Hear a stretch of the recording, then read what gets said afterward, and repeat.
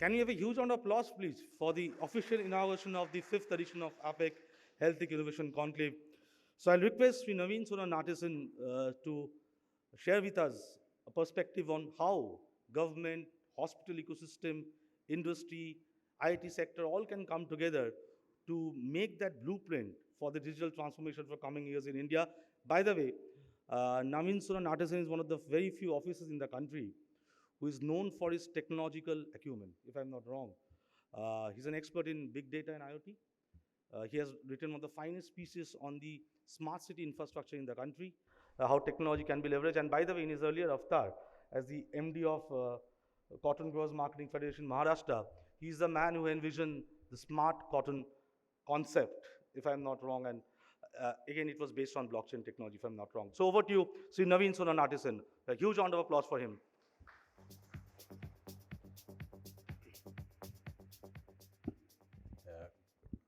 Good morning, and welcome to all the delegates who are part of this event.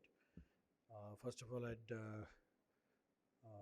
thank Sauvik ji and his team for having me over, and it's a pleasure to be part of this event. So it's a very big topic, and I'm very glad to see a huge range of industry leaders and people from the hospitals to be part of this.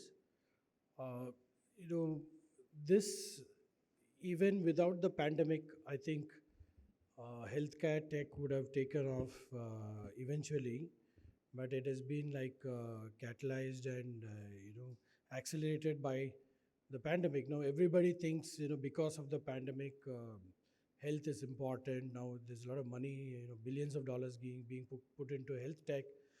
But I think the truth is it's way much more than that, because the technology is already ripe and quite ready for adoption. A lot of things are already working its way.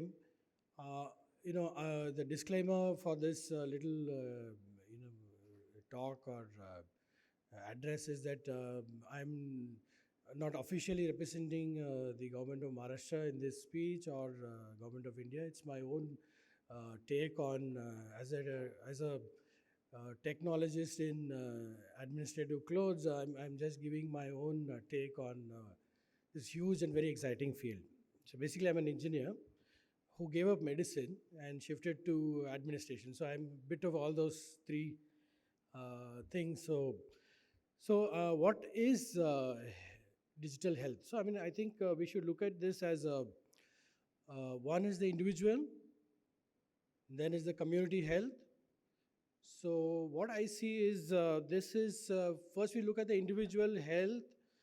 I think the most exciting field to be here is now the genomics.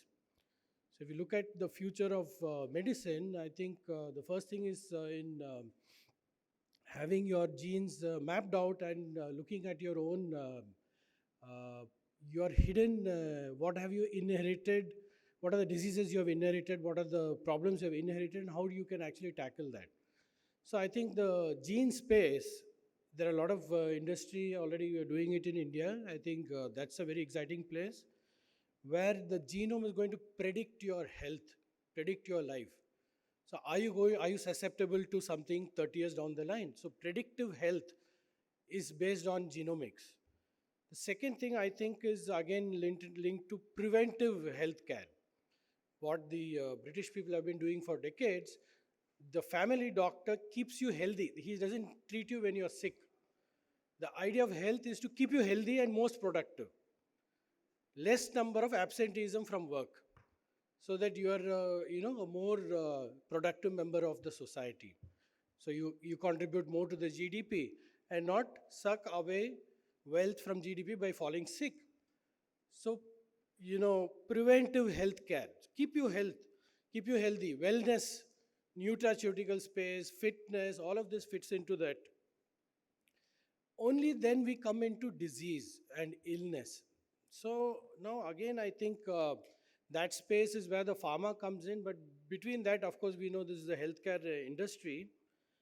So, can we actually get more technology into diagnostics, into first into actually understanding the symptoms.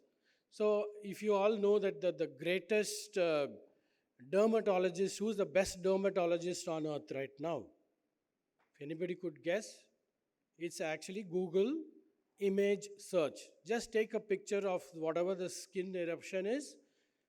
99.9% you have got the right diagnosis. That's the simple beauty of technology and diagnosis. So can we do that, even better? So diagnosis is where the technology is going to help a lot of the doctors. So in fact, I had my father in the ICU for a month. I was his attendant. And this is also as a consumer of health, I'm going to tell some experiences.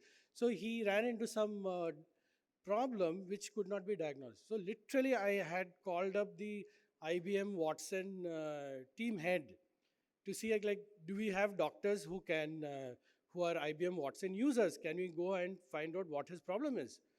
So I was surprised there were a lot of IBM Watson users in the country.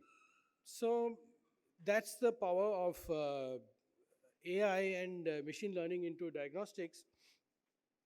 The second thing which I think is, again, where I see a lot of pharma, this thing uh, is about the treatment protocols. So we have this whole field of it. Everything is a market, demand and supply.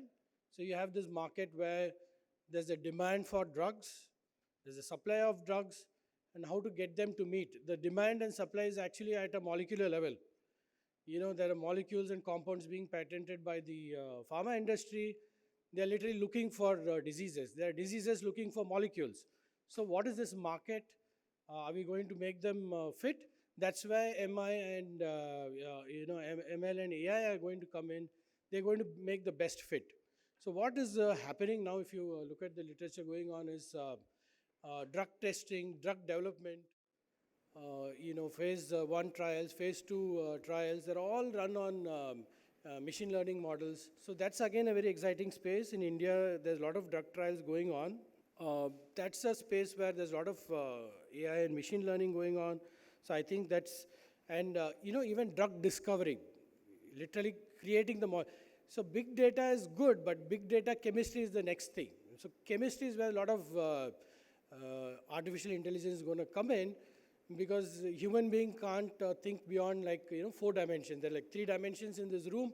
4 will be your time series. But machines can think in n dimensions. They can deal with 20, 40, 100, a million.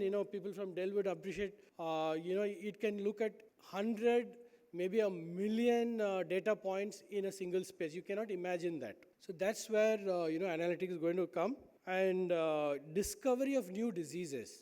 Yeah. So I think that's a big space where you're going to actually fit diseases to the symptoms which are coming in, imaging.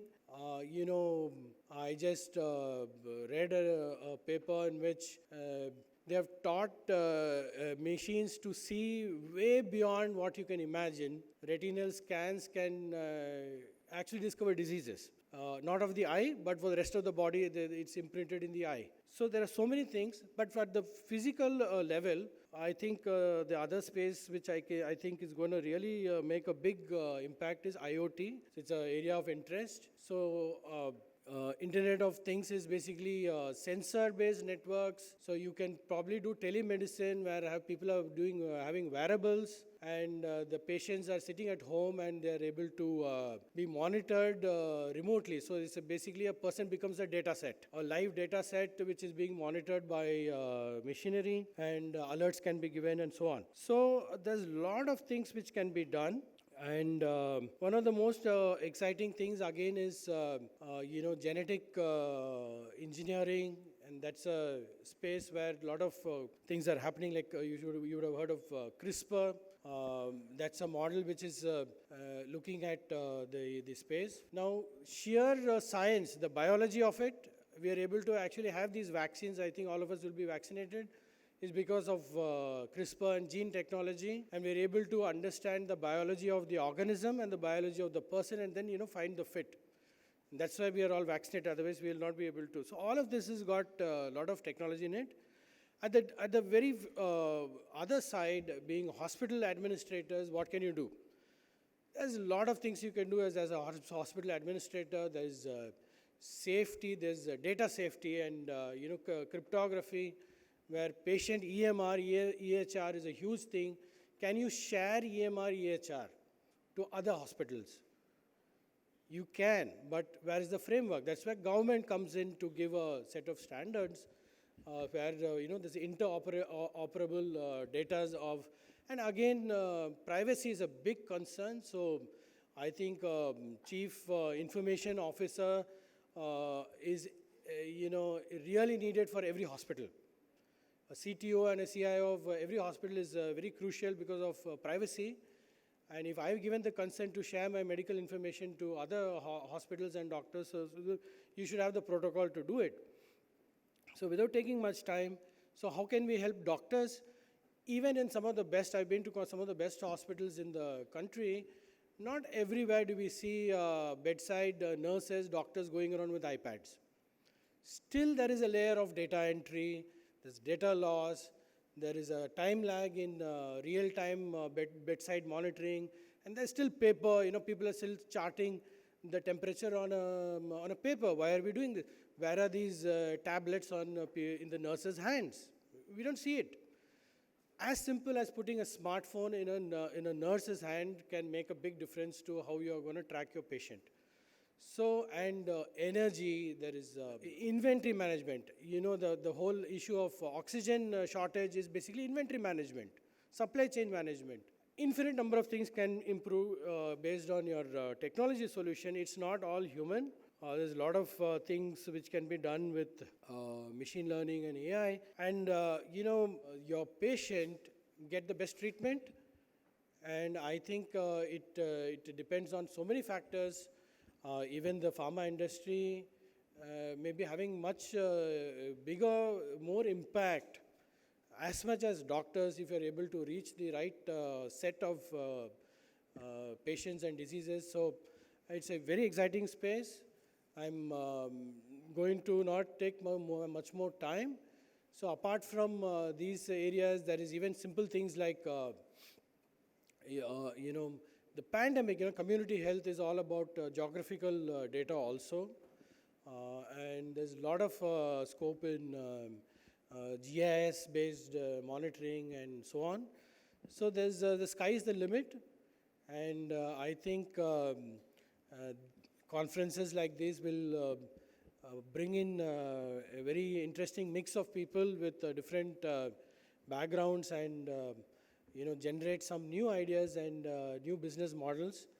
So in fact, the way science deals with medicine is you have a disease model, you have a kind of a model of the treatment. So you have a treatment model, which is a scientific model, which fits a disease model, and you are actually trying the best fit. Nobody really understands at a molecular level what the disease actually does except for very few diseases, but things are changing. So in all of that, there are good businesses to develop.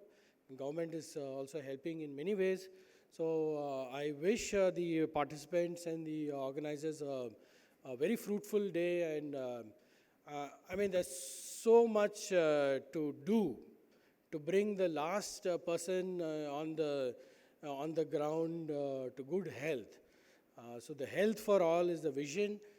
We have all gone through the pandemic. We are still going through it. So we realize how important health is. And I'm really happy that this event brings people together from different fields. Is all about getting good health to the common man at the least cost, most effectively. And all the best to you. And thanks to APAC and their team for having me over. Thank you. Indeed, sky is the limit. If you talk about the opportunities in the healthcare and pharma sector to embrace digital transformation, as rightly pointed out by Mr. Nawin Sona, Secretary to the Government and Member Secretary Development Board, Governors House, Maharashtra. You talked about predictive and preventive measures and how IoT, ML can help in transformation. A very simple thing, you talked about giving a tap to a nurse and doctor, and that can create a huge impact. It's a simple thing to do, and I'm sure healthcare practitioners and doctors who are sitting here are taking note of that. And as you have rightly said, that there's always a opportunity of marriage between all the stakeholders. Let's not work in silos. Let's all come together. I think pandemic has taught us that come out of our silos and work together, and we all can do wonders. Thank you so much. We had the government perspective from Sri Nawin.